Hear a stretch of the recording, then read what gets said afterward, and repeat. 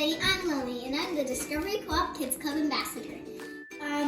Today I'm going to be making some heart sugar cookies, I think. And this recipe is Lily approved because it's really short. Whoa, looks like little sparkles going out.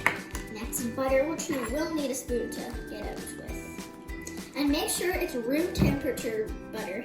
And you can pick all of this stuff up at the co-op. This feels weird, but now you have to squish it into a ball. And then you want to just flatten it out. Now all you want to do is wrap it in plastic, and wait for the oven to heat up. So now we're just gonna smush it in 2 pieces of parchment paper. We got these little cute heart-shaped cookie cutters from the dollar store in the co-op. Okay.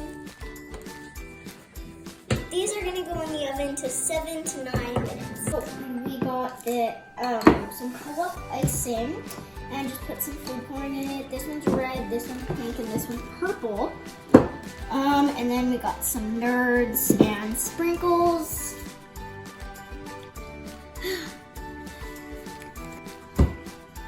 Oh, so good.